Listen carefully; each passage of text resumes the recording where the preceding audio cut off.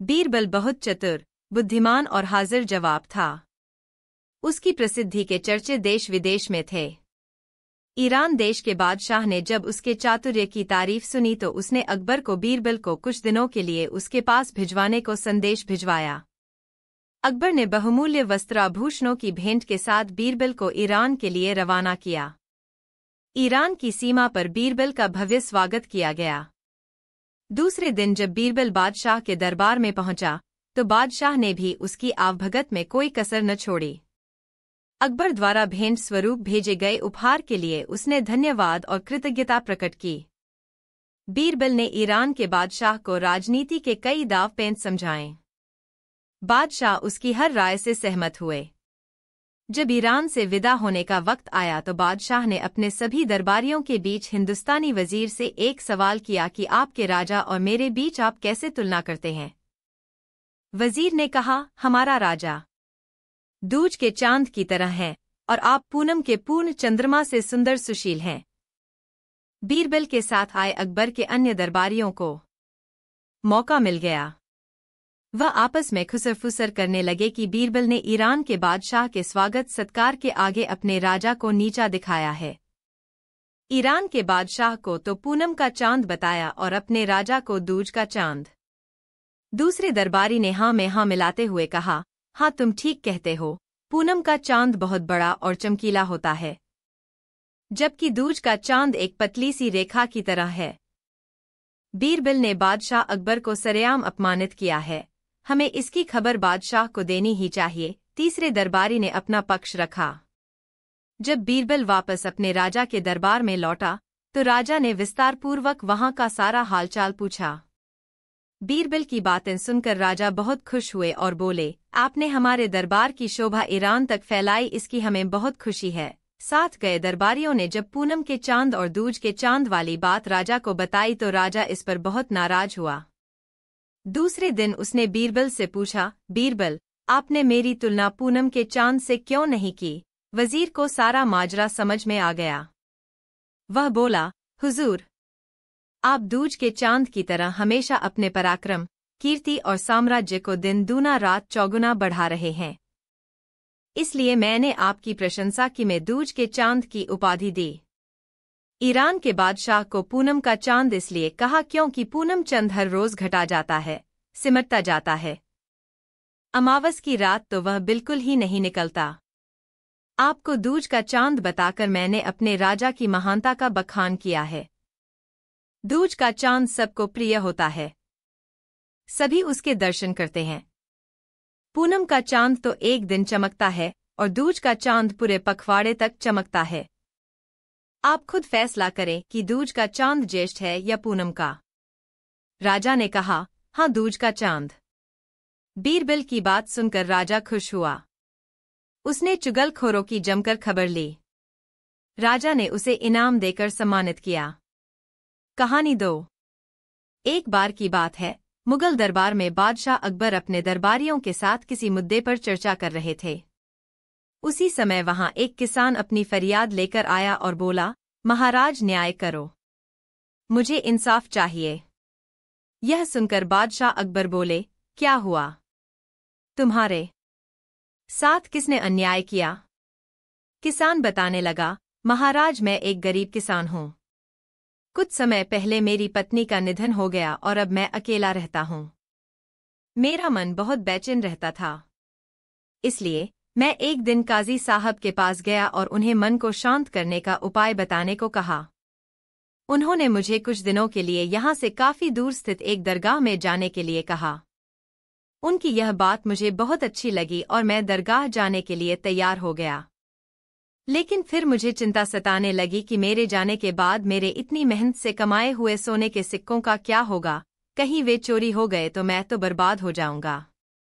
जब मैंने यह बात काजी साहब को बताई तो उन्होंने कहा कि वह उसके सोने के सिक्कों की हिफाजत करेंगे और वापस आने पर उसे लौटा देंगे। इस पर मैंने सारे सिक्के एक थैली में डालकर उन्हें दे दिए। एहतियात के तौर पर काजी साहब ने मुझे थैली पर मुहर लगाने को कहा। बादशाह अकबर बोले, अच्छा तो फिर क्या हुआ? किसान ने कहा, महाराज, मैंने मुहर लगाकर थैली उन्हें दे दी और दरगाह के दर्शन करने सफर पर चला गया। फिर कुछ दिनों बाद जब वापस आया तो काजी साहब ने थैली वापस दे दी। मैं थैली लेकर घर लौटा और उसे खोलकर देखा तो उसमें सोने के सिक्कों की जगह पत्थर थे। मैंने इस बारे में जब काजी साहब से पूछा तो वे गुस्सा होने लगे कि तुम मुझ पर चोरी का इल्जाम लगाते हो। इतना कहकर उन्होंने अपने नौकरों को बुलाया और मुझे मार मार कर वहां से निकाल दिया। किसान ने रोते हुए कहा, महाराज, मेरे पास जमा पूंजी के नाम पर बस वही सोने के सिक्के हैं और मेरे बुढ़ापे का सहारा भी। कृपया मेरे साथ इंसाफ करें। किसान की बात सुनकर बादशाह अकबर ने बीरबल को मामला सुलझाने के लिए कहा। बीरबल ने किसान के हाथों से थैली ली और उसे अंदर बाहर से गौर से देखा। फिर उन्होंने महाराज से थोड़ा सा समय मांगा। शहंशाह अकबर ने बीरबल को 2 दिन का वक्त दिया। घर जाकर बीरबल ने एक फटा हुआ कुर्ता अपने नौकर को दिया और कहा, इसे अच्छे से रफू करवा कर लाओ। नौकर कुर्ता लेकर चला गया और कुछ देर बाद उसे रफू करवा कर वापस आ गया। बीरबल कुर्ता देखकर खुश हो गए। कुर्ता इस तरह से रफू किया गया था कि मानो फटा ही न हो। यह देखकर बीरबल ने नौकर से उस दर्जी को बुलाकर लाने को कहा। नौकर कुछ ही देर में दर्जी को लेकर आ गया। बीरबल ने उससे कुछ पूछा और वापस भेज दिया।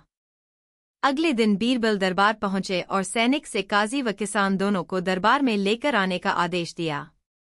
कुछ ही देर में सैनिक काजी व किसान को साथ ले आया। इसके बाद बीरबल ने सैनिक से दर्जी को भी बुलाने के लिए कहा। यह सुनते ही काजी के होश उड़ गए। दर्जी के आते ही बीरबल ने उससे पूछा, क्या काजी ने तुम्हें कुछ सिलने के लिए दिया था? दर्जी ने कहा, कुछ महीने पहले मैंने इनकी एक सिक्कों वाली थैली को सिया था। इसके बाद जब बीरबल ने काजी थोड़ा डराया धमकाया तो उसने डर के मारे सब कुछ सच सच बता दिया। काजी ने कहा, महाराज, इतने सारे सोने के सिक्के देखकर मेरे मन में लालच आ गया था। मुझे माफ कर दो। बादशाह अकबर ने काजी को उस गरीब किसान के सोने के सिक्के लौटाने का आदेश दिया। इसके साथ ही काजी को 1 वर्ष की कारावास की सजा भी सुनाई गई। सबने बीरबल की बुद्धि की भूरी भूरी प्रशंसा की। सीखा, हमें कभी लालच नहीं करना चाहिए और न ही किसी के साथ धोखा करना चाहिए। गलत काम के बदले एक न एक दिन सजा जरूर भुगतनी पड़ती है। कहानी 3। एक बार एक व्यापारी किसी काम से कुछ दिनों के लिए शहर से बाहर चला गया। काम खत्म होने पर जब वह वापस घर पहुंचा तो देखा कि उसकी तिजोरी पूरी तरह से खाली है। उसकी इतने सालों की मेहनत की कमाई चोरी हो चुकी थी। व्यापारी घबरा गया और उसने अपने घर के नौकरों को आवाज दी। उसके घर में कुल 5 नौकर थे। व्यापारी के बुलाने पर सारे नौकर उसके सामने आकर खड़े हो गए। व्यापारी ने उनसे पूछा, तुम लोगों के होते हुए घर में इतनी बड़ी चोरी कैसे हो गई? जब चोर मेरी तिजोरी साफ कर रहे थे तो उस समय तुम सब कहाँ थे? एक नौकर ने जवाब दिया, मालिक, हमें तो पता नहीं ये चोरी कब हुई। दूसरे ने कहा, शायद हम सो रहे होंगे जब यह चोरी हुई। उनकी यह उनपटांग बातें सुनकर व्यापारी गुस्से से आग बबूला हो उठा और बोला, मुझे तो लगता है कि तुम 5 में से किसी एक ने ही चोरी की है। तुम्हारा हिसाब अब बादशाह अकबर ही करेंगे। यह कहता हुआ वह महल की ओर चल पड़ा। बादशाह अकबर अपने दरबार में बैठे जनता की समस्या सुन रहे थे कि तभी व्यापारी वहां पहुंच गया। व्यापारी ने न्याय की गुहार लगाते हुए कहा, न्याय हुजूर, न्याय, मेरी समस्या को दूर करें। बादशाह ने पूछा, क्या हुआ? कौन हो तुम और तुम्हारी समस्या क्या है? व्यापारी बोला, मैं आप ही के राज्य में रहने वाला एक व्यापारी हूँ, महाराज। मैं एक जरूरी काम से कुछ दिनों के लिए शहर से बाहर गया था। जब वापस आया तो मेरी सारी तिजोरी लूट चुकी थी। मैं बर्बाद हो गया, हुजूर। मेरी मदद करें। यह सुनकर बादशाह ने व्यापारी से कुछ सवाल जवाब किए, जैसे कि कितना सामान चोरी हुआ, क्या उसे किसी पर शक है आदि। सवालों के जवाब मिलने के बाद अकबर ने व्यापारी का मामला बीरबल को सौंप दिया और कहा कि असली चोर को पकड़ने में बीरबल उसकी मदद करेंगे। अगले दिन बीरबल व्यापारी के घर पहुंचे। उन्होंने सभी नौकरों को बुलाया और उनसे पूछा कि चोरी की रात वो सभी कहाँ थे। सभी ने कहा कि वो व्यापारी के घर में ही रहते हैं और उस रात भी व्यापारी के घर में ही सो रहे थे। बीरबल ने उनकी बात मान ली और कहा, आप सभी को परेशान होने की जरूरत नहीं है। मेरे हाथ में ये 5 जादुई लकड़ियां हैं। मैं आप सभी को एक एक लकड़ी दूंगा। जो भी चोर होगा उसकी लकड़ी रात भर में 2 इंच लंबी हो जाएगी और चोर पकड़ा जाएगा। हम सभी कल यहीं मिलेंगे। यह कह बीरबल ने सबसे हाथ में एक एक लकड़ी पकड़ाई और वहां से चले गए। दिन ढल गया। अगले दिन बीरबल फिर से व्यापारी के घर पहुंचे और उन्होंने सभी नौकरों को अपनी अपनी लकड़ी के साथ बुलाया। जब बीरबल ने सबकी लकड़ी देखी तो उन्होंने देखा कि एक नौकर की लकड़ी 2 इंच छोटी है। बस फिर क्या था। बीरबल ने तुरंत सिपाहियों को उस नौकर को पकड़ने का आदेश दिया। व्यापारी इस पूरी घटना को समझ नहीं पाया और असमंजस से बीरबल की तरफ देखने लगा। बीरबल ने व्यापारी को समझाया कि कोई लकड़ी जादुई नहीं थी, लेकिन चोर को इस बात का डर था कि उसकी लकड़ी 2 इंच बड़ी हो जाएगी और इस डर से उसने अपनी लकड़ी को 2 इंच काट दिया और वह पकड़ा गया। व्यापारी बीरबल की चतुराई से बहुत प्रभावित हुआ और उसका धन्यवाद किया। सीखा, गलत काम चाहे जितना भी चतुराई से किया जाए, लेकिन वो सभी की नजरों में आ जाता है और उसका अंजाम हमेशा बुरा ही होता है। कहानी 5। बादशाह अकबर बहुत छोटे थे जब उनकी मां का देहांत हुआ था। चूंकि वह बहुत छोटे थे, इसलिए उन्हें मां के दूध की दरकार थी। उस वक्त महल में एक दासी रहती थी जिसका बच्चा भी दुधमुहा था। अपने शिशु के साथ साथ वह नन्हे अकबर को भी दूध पिलाने को राजी हो गई। दासी का पुत्र व अकबर दोनों साथ साथ दासी का दूध पीने लगे। दासी के पुत्र का नाम हुसिफ था। एक ही मां का दूध पीने के कारण वे दोनों दूध भाई हो गए थे। अकबर को भी हुसिफ से काफी लगाव था। समय बीतता रहा। अकबर बादशाह बन गए और देश के शक्तिशाली सम्राट बने।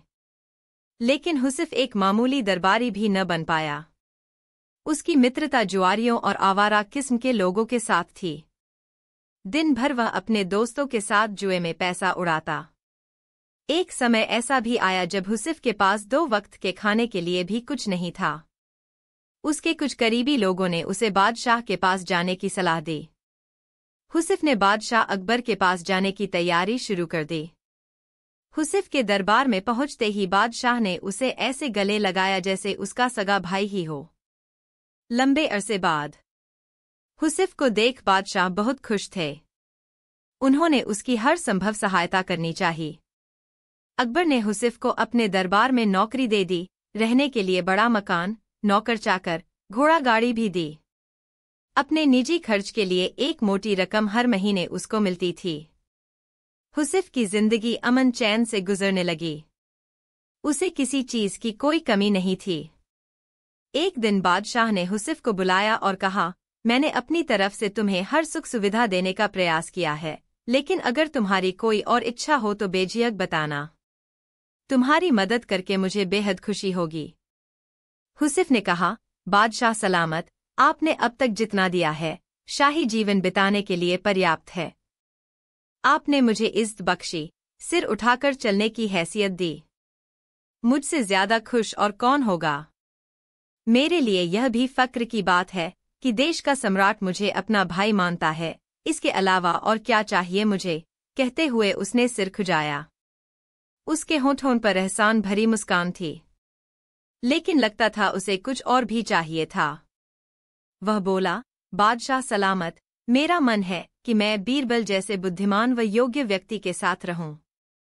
मैं चाहता हूं कि जैसे बीरबल आपका सलाहकार है, वैसा ही मुझे भी कोई सलाह देने वाला हो। बादशाह अकबर ने हुसिफ की यह इच्छा भी पूरी करने का फैसला किया। उन्होंने बीरबल को बुलाया और कहा, हुसिफ मेरे भाई जैसा है।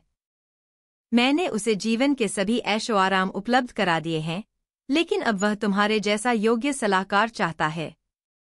तुम अपने जैसा, बल्कि यह समझो अपने भाई जैसा कोई व्यक्ति लेकर आओ जो हुसिफ का मन बहला सके। वह बातूनी न हो, पर जो भी बोले, नपातुला बोले। उसकी बात का कोई मतलब होना चाहिए। समझ गए न कि मैं क्या चाहता हूं। पहले तो बीरबल समझ न पाया कि बादशाह ऐसा क्यों चाहते हैं। उसे हुसिफ में ऐसी कोई खूबी दिखाई न देती थी। जी हुजूर, बीरबल बोला, आप चाहते हैं कि मैं ऐसा आदमी खोज कर लाऊं जो मेरे भाई जैसा हो। ठीक समझे हो, बादशाह ने कहा। अब बीरबल सोचने लगा कि ऐसा कौन हो सकता है जो उसके भाई जैसा हो। हुसिफ भाग्यशाली है जो बादशाह उसे अपना भाई मानते हैं और उसे सारे ऐशो आराम उपलब्ध करा दिए हैं। लेकिन बीरबल को हुसिफ की यह मांग जची नहीं कि उसके पास भी बीरबल जैसा सलाहकार हो। बादशाह बहुत सम्मान करते थे बीरबल का और बीरबल भी बादशाह पर जान छिड़कता था। लेकिन हुसिफ तो इस लायक ही नहीं था। बीरबल सोच में पड़ गया कि इस समस्या को कैसे हल किया जाए। तभी पास की पशुशाला से सांड के रंभाने की आवाज आई। बीरबल तुरंत खड़ा हो गया। आखिरकार उसे अपने भाई जैसा कोई मिल ही गया था। अगले दिन बीरबल उस सांड के साथ महल में जाकर अकबर के सामने खड़ा हो गया। तुम अपने साथ इस सांड को लेकर यहाँ क्यों आए हो, बीरबल? अकबर ने पूछा। यह मेरा भाई है, बादशाह सलामत, बीरबल बोला। हम दोनों एक ही माँ का दूध पीकर बड़े हुए हैं, गौ माता का दूध पीकर। इसलिए यह सांड मेरे भाई जैसा है। दूध भाई, यह बोलता भी बहुत कम है। जो इसकी भाषा समझ लेता है उसे यह कीमती सलाह भी देता है। इसे हुसिफ को दे दें, मेरे जैसा सलाहकार पाने की उसकी इच्छा पूरी हो जाएगी। बीरबल का यह उत्तर सुनकर अकबर को अपनी गलती का एहसास हुआ। तब उन्हें लगा कि जैसे उन जैसा कोई दूसरा नहीं, वैसे ही बीरबल भी एक ही है। कहानी 6। अकबर और बीरबल के बीच बहुत घनिष्ठ संबंध था। यह संबंध निश्चित रूप से बादशाह और दीवान के संबंध से कुछ इतर था। अकबर और बीरबल के बीच मित्र जैसा व्यवहार भी होता था और कभी कभी तो हंसी मजाक भी हो जाता था। ऐसा हंसी मजाक जिसमें मर्यादाओं की सीमा कई बार काफी पीछे छूट जाती थी। कई बार दोनों के बीच नोकझोंक भी हो जाती। कभी बादशाह रूठते तो कभी बीरबल ही रूठ जाता। उन दोनों के बीच रूठने मनाने का सिलसिला भी काफी पुराना था। एक बार किसी बात पर अकबर और बीरबल के बीच तकरार हो गई। बीरबल तुनक्कर बादशाह के पास से उठकर अपने घर चला आया और अपनी पत्नी से यह कहकर अपने घर से भी कहीं चला गया कि वह एक जरूरी काम से बाहर जा रहा है। घर से निकलने से पहले उसने अपनी पत्नी को पर्याप्त धन दे दिया ताकि उसके पीछे भी उसके घर की आवश्यकताओं की पूर्ति होती रहे। अकबर के दरबार में जब लगातार 3-4 दिनों तक बीरबल नहीं आया तब अकबर ने उसके घर आदमी भेजा, मगर वह आदमी वहां से इस सूचना के साथ वापस लौटा कि बीरबल किसी काम से राजधानी से बाहर गए हुए हैं और कब लौटेंगे इसकी जानकारी उनके घर के लोगों को नहीं है। यह सूचना मिलने पर अकबर प्रकट रूप में तो शांत रहे मगर भीतर से बेचैन हो उठे। उन्हें अफसोस होने लगा कि बीरबल पर नाराजगी जाहिर कर अच्छा नहीं किया। बीरबल के बिना दरबार के कामकाज में अकबर का मन नहीं लगता था। बीरबल के रहने पर दरबार हमेशा जीवंत बना रहता था। समय समय पर कहकहे लगते रहते थे मगर अब दरबार में काम तो होता है पर वह रौनक नहीं रहती जो बीरबल के दरबार में मौजूद रहने से रहा करती थी। अकबर ने अपने गुप्तचरों को हर दिशा में फैला रखा था और उन्हें विश्वास था कि उनके गुप्तचर बीरबल का पता लगा लेंगे, मगर 3-4 माह बीत जाने के बाद भी बीरबल का कोई सुराग हाथ नहीं आया। एक दिन अकबर ने गुप्तचर प्रमुख को बुलाकर धमकाया, तुम्हारे लोग नकारा हैं। वे जब एक व्यक्ति का पता नहीं लगा सके तब उन्हें इस विभाग में रहने का कोई अधिकार नहीं है। यदि 1 माह के अंदर बीरबल के बारे में जानकारी हासिल नहीं हो पाई तब समझो कि मैं एक की खबर लूंगा। अकबर की इस धमकी के बाद गुप्तचर विभाग ने बीरबल की खोज में अपनी सारी ताकत झोंक दी, मगर इसका भी कोई फायदा नहीं हुआ। कोई बीरबल का पता नहीं लगा पाया। गुप्तचर विभाग के लोग आतंकित थे कि अकबर अब इस विभाग में भारी फेरबदल कर सकते हैं, मगर अकबर यह समझ रहे थे कि खोज जब बीरबल की हो रही है तब थोड़ी मशक्कत अभी और करनी पड़ेगी। बीरबल को तो तब तक प्रकट रूप में देखा ही नहीं जा सकता जब तक स्वयं बीरबल नहीं चाहे। अब अकबर स्वयं विचार करने लगे कि बीरबल का पता लगाने के लिए उन्हें कौन सी चाल चलनी चाहिए। उन्होंने स्थितियों का आकलन किया कि राजधानी के चप्पे चप्पे पर गुप्तचरों ने जाल बिछा रखा है। इसका अर्थ हुआ कि यदि बीरबल राजधानी में होता तो कहीं देखा अवश्य जाता, मगर वह कहीं देखा नहीं गया है। इसका एक स्पष्ट अर्थ यह है कि बीरबल कहीं न कहीं किसी गांव में जाकर छुप गया है। तभी उन्हें यह ख्याल भी आया कि बीरबल की गैर मौजूदगी में उसका परिवार आर्थिक संकट से गुजर रहा होगा। उन्होंने दूसरे दिन ही 4 माह का वेतन बीरबल के घर भिजवाया, मगर बीरबल की पत्नी ने यह कहते हुए पैसे लेने से इनकार कर दिया कि वे जाते समय घर की जरूरतों की पूर्ति की व्यवस्था करके गए हैं। अभी 1-2 साल तो किसी तरह की कोई दिक्कत नहीं होगी। वे आएंगे तब खुद वेतन आदि लेने का काम कर लेंगे। मैं तो यह सब समझती नहीं, इसलिए इसमें पहोगी भी नहीं। बीरबल की पत्नी के इस खुददारी भरे उत्तर से अकबर ने यह भी समझ लिया कि बीरबल पूरी तैयारी से गया है और जल्दी लौटने वाला नहीं है।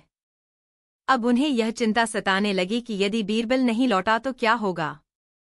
बीरबल तो तेज दिमाग इंसान है, ऐसी मेधा वाले लोग विरल हैं।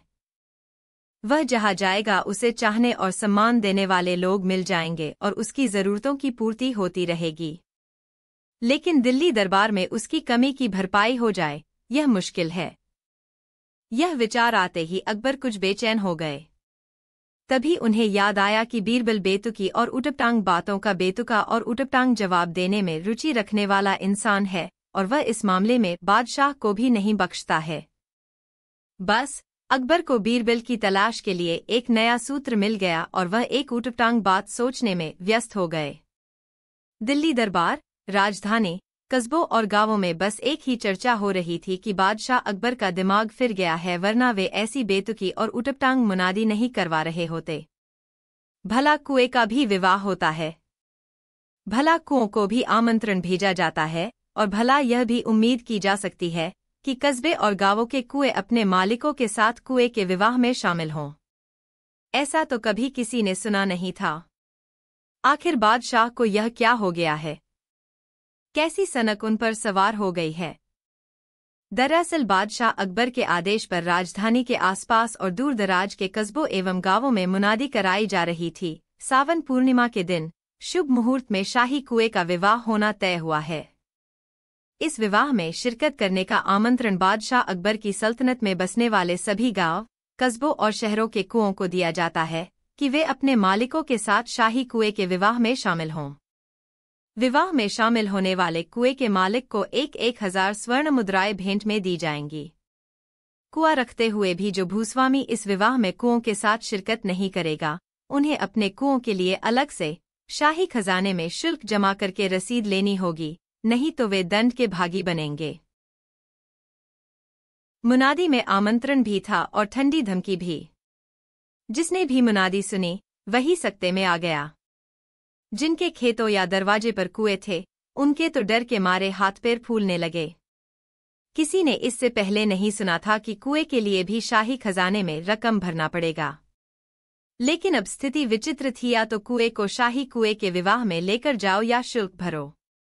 कुएं रखने वाले लोग भागे भागे शाही खजाने के खजांची के पास पहुंचे और कुएं का शुल्क जमा करने की पेशकश करने लगे, मगर खजांची ने उन्हें यह समझाकर भेज दिया कि शुल्क की राशि सावन पूर्णिमा के बाद ही जमा होगी और इसके लिए बादशाह की ओर से फिर मुनादी करा दी जाएगी। अभी वे घर जाए। बीरबल उस समय राजधानी के निकट के एक गांव के मुखिया का अतिथि बनकर रह रहा था। उसने भी मुनादी सुनी। उसने मुखिया से कहा, गांव में जितने भी किसान के घर या खेत में कुएं हैं, उन सबको सज-धज कर अपने साथ सावन पूर्णिमा के दिन शाही कुएं के विवाह में शामिल होने के लिए कहिए और इसकी तैयारी में जुट जाइए। बीरबल की इस सलाह पर मुखिया चौंका, किंतु अपने अतिथि के अनेक कारनामे वह 3-4 महीने में देख चुका था, इसलिए उसकी सलाह को मस्खरी समझने की भूल उसने नहीं की। बीरबल ने जब मुखिया से पुनः यह बात पूरी संजीदगी के साथ कही तो मुखिया ने सभी कुएं वाले किसानों को सावन पूर्णिमा के दिन शाही कुएं की शादी में शरीक होने की तैयारी में जुट जाने के लिए कहा। किसान मुखिया का मुंह ताकने लगे। एक ने तो पलटकर कह भी दिया कि जिस तरह बादशाह का दिमाग खराब है, उसी तरह हमारे मुखिया का दिमाग भी चल गया है। मगर मुखिया ने उसकी बात का बुरा नहीं माना और कहा, तुम लोग तैयारी करो, आगे क्या करना है वह भी मैं बताऊंगा। गांव के किसानों को मुखिया की बात माननी पड़ी। सावन पूर्णिमा के एक दिन पहले मुखिया ने चौपाल में कुओं के स्वामियों को बुलाया। उसने लोगों से बताया कि कुएं वाली समस्या के समाधान के लिए उन्होंने अपने अतिथि बीरबल को नियुक्त किया है। वही बताएंगे कि कल शाही कुएं के विवाह में हमारे कुएं कैसे जाएंगे। बीरबल ने उन लोगों को समझाया कि कुएं जहां हैं वहीं रहेंगे। हम लोग राजधानी पहुंचकर बादशाह को खबर भेजेंगे कि हमारे कुएं आपकी राजधानी की सीमा पर हैं। अपने कुओं को अगवानी के लिए भेजें। इससे होगा यह कि बादशाह भी उसी समस्या के शिकार हो जाएंगे जिस समस्या का शिकार आप सब हैं। एक बार आप लोग भली प्रकार समझ ले कि बादशाह इस बात से भली प्रकार अवगत हैं कि कुएं चल नहीं सकते, न उखाड़कर कहीं ले जाए जा सकते हैं। इसी तरह आप लोग भी इस बात से परिचित हैं कि कभी शाही कुएं के विवाह की प्रथा ही नहीं रही है। बादशाह ने यह फरमान जारी कर किसी अप्रकट मकसद की ओर कदम बढ़ाया है। हो सकता है कि वे अपने ग्रामीणों की बुद्धि की परीक्षा ले रहे हों और योग्य व्यक्ति की तलाश के लिए ही यह बेतुकी मुनादी कराई हो। कुछ नानुकर के बाद लोग तैयार हो गए कि वे लोग राजधानी जाएंगे। सावन पूर्णिमा के दिन सभी राजधानी की सरहद पर पहुंच गए। बीरबल ने मुखिया को उनका नेता बनाकर भेजा था और सबको विश्वास दिलाया था कि कोई मुसीबत उत्पन्न होने पर वह उसका निदान अवश्य करेगा। जब अकबर को शाही कुएं के विवाह में शरीक होने के लिए पड़ोस के गांव से कुओं के आने की खबर यह कहते हुए मिली कि आप अपने कुएं भेजें कि वे हमारे कुओं को लिवा ले जाए, तब अकबर ने अपने 2 खास लोगों को उन ग्रामीणों को बुला लाने के लिए भेजा। अकबर को विश्वास हो गया कि अब बीरबल उसे अवश्य मिल जाएगा, क्योंकि अकबर समझते थे कि उनकी बेतुकी मुनादी का ऐसा मुंहतोड़ जवाब बीरबल के सिवा कोई और नहीं दे सकता। जब अकबर के दोनों खास लोग ग्रामीणों को लेकर अकबर के पास पहुंचे तब उन्हें देखकर अकबर को बड़ी निराशा हुई, क्योंकि उनमें बीरबल नहीं था। अकबर ने उन लोगों से पूछा कि कुओं को अगवानी के लिए बुलवाने की सलाह उन्हें किसने दी। तब मुखिया ने बताया कि उसके गांव में पिछले 4-5 माह से एक विद्वान व्यक्ति रह रहा है जो ग्रामीणों की समस्याओं के निवारण के अच्छे उपाय जानता है और गरीबों, जरूरतमंदों की सहायता के लिए हमेशा तत्पर रहता है। उसी व्यक्ति ने यह सलाह दी थी। अकबर ने ग्रामीणों का अच्छा सत्कार किया और फिर अपने चुनिंदा विश्वसनीय व्यक्तियों का एक दस्ता उनके साथ भेजकर आदरपूर्वक उस विद्वान व्यक्ति को बुला लाने का निर्देश दिया। राजधानी के सीमांत पर अकबर स्वयं उस विद्वान की अगवानी के लिए गए और जैसे ही लोगों की भीड़ के बीच चल रहे बीरबल पर उनकी नजर पड़ी तो वे खुद को रोक नहीं पाए और दौड़कर बीरबल के पास पहुंचे और अपने गले से लगा लिया। ग्रामीण आश्चर्य से उन दोनों का यह भावविह्वल मिलन देख रहे थे। कहानी 7। दरबार की कार्यवाही चल रही थी। सभी दरबारी एक ऐसे प्रश्न पर विचार कर रहे थे जो राजकाज चलाने की दृष्टि से बहुत अहम न था। सभी एक एक कर अपनी राय दे रहे थे। बादशाह दरबार ने देखा कि दरबार में बैठे सभी लोगों की राय अलग अलग है। उन्हें आश्चर्य हुआ कि सभी एक जैसे क्यों नहीं सोचते। तब अकबर ने बीरबल से पूछा, क्या तुम बता सकते हो कि लोगों की राय आपस में क्यों नहीं मिलती? सबकी सोच अलग अलग क्यों है? हमेशा ऐसा नहीं होता, बादशाह सलामत। बीरबल बोला, कुछ समस्याएं ऐसी होती हैं जिन पर सभी के विचार समान होते हैं। इसके बाद कुछ और काम निपटाकर दरबार की कार्यवाही समाप्त हो गई। सभी अपने अपने घरों को लौट चले। उसी शाम जब बीरबल और अकबर बाग में टहल रहे थे तो बादशाह ने फिर से वही राग छेड़ दिया और दोनों में बहस शुरू हो गई। तब बीरबल बाग के एक कोने की ओर उंगली से इशारा करते हुए कहा, वहां उस पेड़ के निकट एक कुआं है, वहां चलिए। मैं आपको समझाने का प्रयास करता हूं कि जब कोई समस्या जनता से जुड़ी हो तो सभी एक जैसा ही सोचते हैं। मेरे कहने का मतलब यह है कि बहुत सी ऐसी बातें हैं जिनको लेकर लोगों के विचार एक जैसे होते हैं। अकबर ने कुछ देर कुएं की ओर घूरा, फिर बोले, मैं कुछ समझा नहीं, तुम क्या कहना चाहते हो? मुझे कुछ दिन दीजिए, फिर आप सब समझ जाएंगे हुजूर। बीरबल बोला, आप शाही फरमान जारी कराएं कि पूर्णमासी के दिन नगर के हर घर से 1 लोटा दूध लाकर बाग में स्थित इस कुएं में डाला जाए। हमारा नगर बहुत बड़ा है, यदि हर घर से एक लोटा दूध इस कुएं में डलेगा तो यह दूध से भर जाएगा।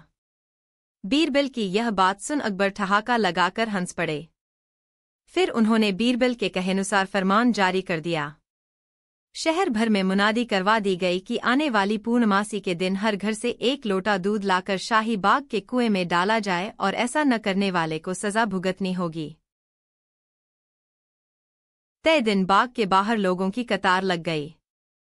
इस बात का विशेष ध्यान रखा जा रहा था कि हर घर से कोई न कोई वहां जरूर आए। सभी के हाथों में भरे हुए पात्र दिखाई दे रहे थे। बादशाह अकबर और बीरबल दूर बैठे यह सब देख रहे थे और एक दूसरे को देख मुस्करा रहे थे। शाम ढलने तक कुएं में दूध डालने का काम पूरा हो गया। जब सभी वहां से चले गए तो अकबर व बीरबल ने कुएं के निकट जाकर अंदर झाँका। कुआं मुंडेर तक भरा हुआ था, लेकिन अकबर को यह देखकर बहुत हैरानी हुई कि कुएं में दूध नहीं, पानी भरा था। दूध का तो कहीं नामो निशान भी न था।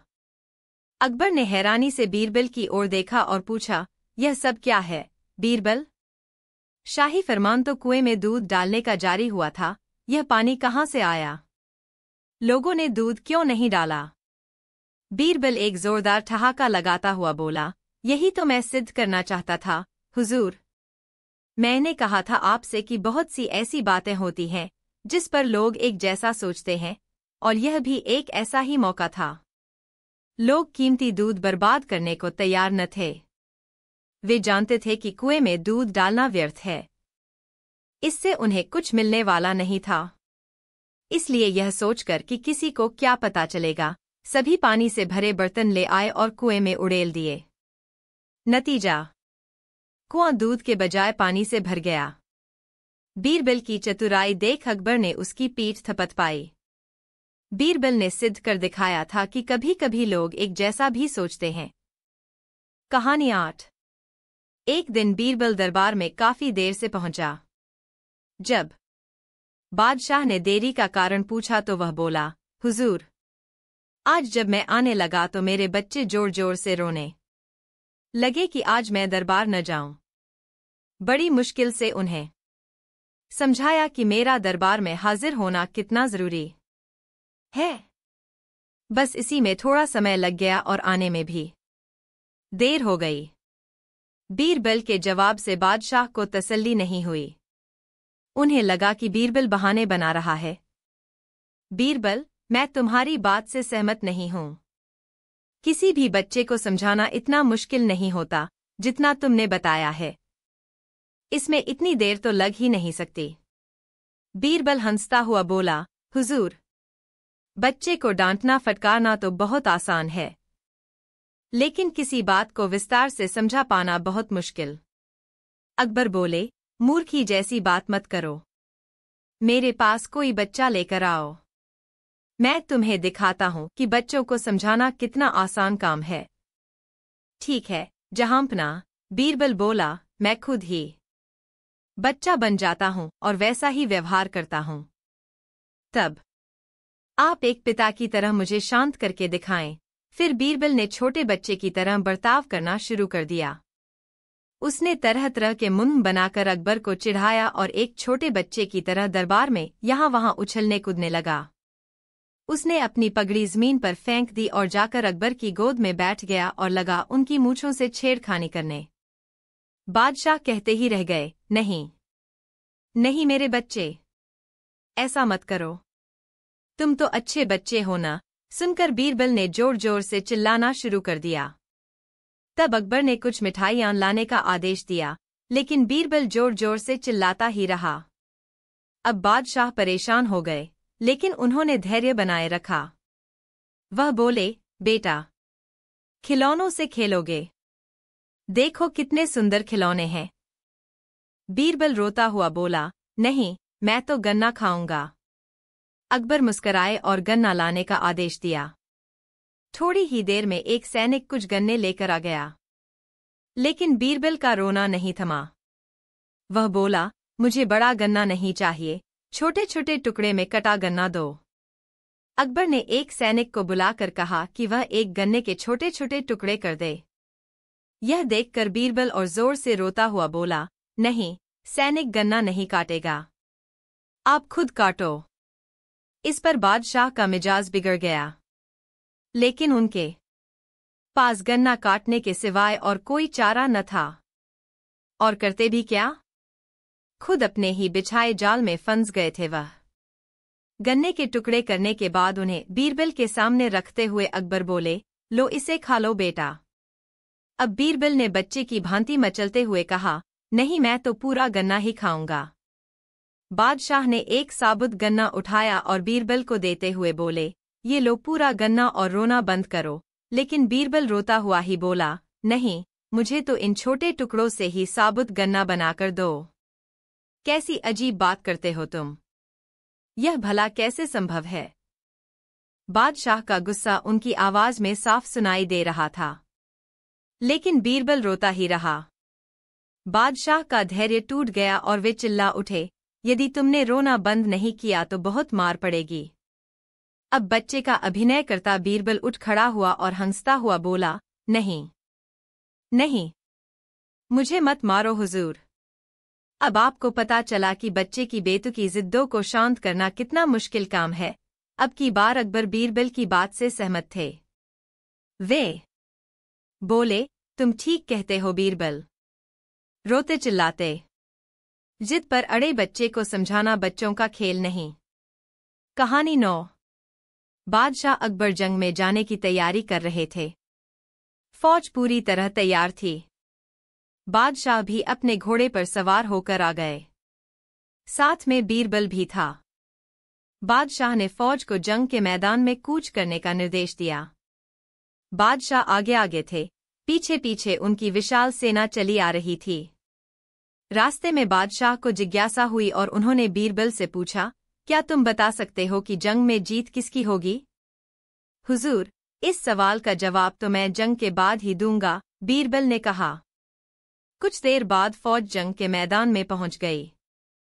वहां पहुंचकर बीरबल ने कहा, हुजूर, अब मैं आपके सवाल का जवाब देता हूं और जवाब यह है कि जीत आपकी ही होगी। यह तुम अभी कैसे कह सकते हो, जबकि दुश्मन की फौज भी बहुत विशाल है? बादशाह ने संदेह जताया। हुजूर, दुश्मन हाथी पर सवार है और हाथी तो सूंड से मिट्टी अपने ऊपर ही फेंकता है तथा अपनी ही मस्ती में रहता है, जबकि आप घोड़े पर सवार है और घोड़ों को तो गाजी मर्द कहा जाता है। घोड़ा आपको कभी धोखा नहीं देगा, बीरबल ने कहा। उस जंग में जीत बादशाह अकबर की ही हुई।